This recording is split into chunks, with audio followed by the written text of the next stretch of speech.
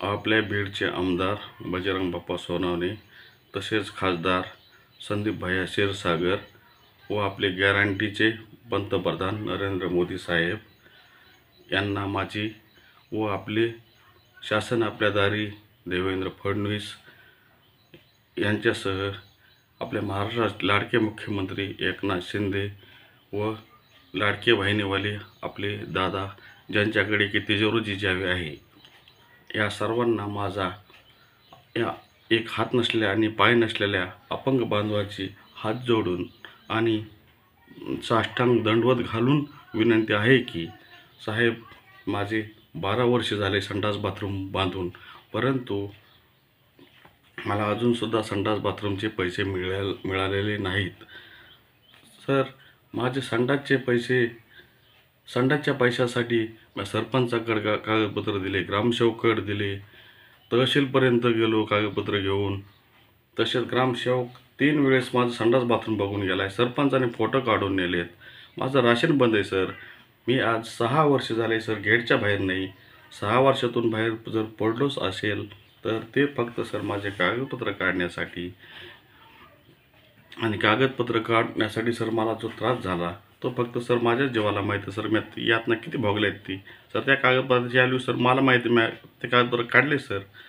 पण तुमच्या अधिकाऱ्याला सर या कागदपत्राची व्हॅल्यू जर माहीत नसेल तर त्याला मी काय करणार सर. तहसीलला माझा मित्र दत्ता देवकर या जोडीदाराला घेऊन मी शिरूरला गेलो. फक्त माझ्या मित्राची एवढीच इच्छा होती की त्या तहसीलदार साहेबांनी येऊन फक्त एकदा माझं व्यथा ऐकून घ्यावी व माझे तेवढं राशन आणि संडास बाथरूमचे पैसे द्यावेत. परंतु सर तो तहसीलदार साहेब खालीसुद्धा आले नाहीत आणि ते म्हणले मी येत नाही, जा काय करायचं ते कर. सर असे जर अधिकारी जर आपण जर खुर्च्यावर जर ठेवले, लालदेवाच्या गाडी जर ठेवले, आमच्यासारख्याला सर शेवटी मेल्याशी दुसरा काय पर्याय सर. आमच्याकडं जर कुठलं म्हणजे पैसा कमावण्याचं जर कुठलं साधन नसेल, जर काय नसेल सर. माझा 16 वर्षाचा मुलगा आहे सर, 10वी झाली आणि पैसा नसल्यामुळे त्याला 10वी शाळा सोडून सर पुण्याला कामाला लावला तो. तर 18 वर्षे पूर्ण नसताना सुद्धा सर, कारण पोटासाठी पैसा तर लागतो ना, आणि पैसा नसेल तर आमच्यासारख्या एका जागा बसल्या माणसाने जेवण कसं जगायचं हां सर. आज मी स्वतः हाताने करून खातो आहे सर. भांडे हाताने धुतो आहे, कपडे हाताने धुतो आहे.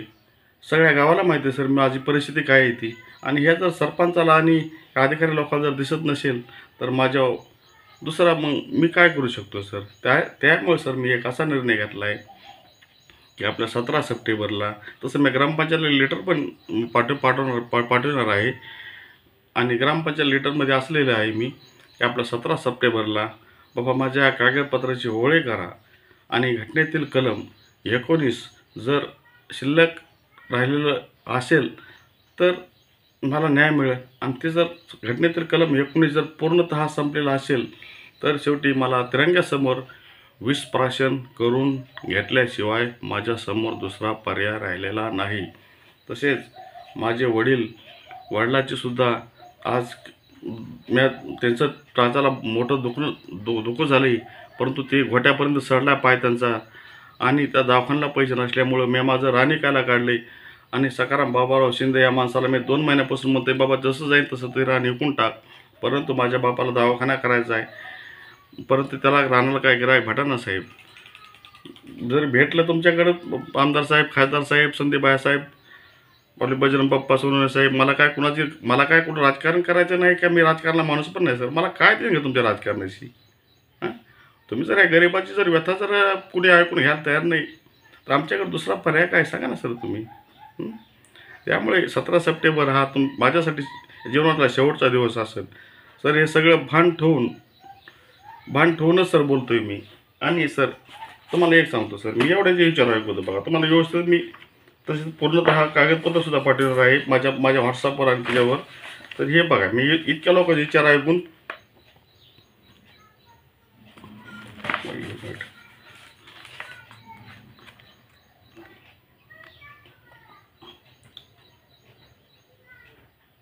सर एवढ्या माणसाचे विचार ऐकून सर एवढं बोलत आहे. माझा व्हिडिओ जर पटला कृपया मित्र हो तर शेअर करा, नाही पटला तर जाऊन आम्हाला न्याय भेटू. अगर आम्ही 17 सप्टेंबरच आमचा शेवटचा दिवस निवडलेला आहे. शेवटी जिम्मेदारी ही सर्व आपण नाही तर मग शेवट पाटलाकडे बी गेलो असतं, पण नाही, पाटलापर्यंत जायचं नाही. आपलं जेवढं संपायचं, आपली जगण्याची कॅपॅसिटी ठेवली नाही सरकारने. धन्यवाद मित्र.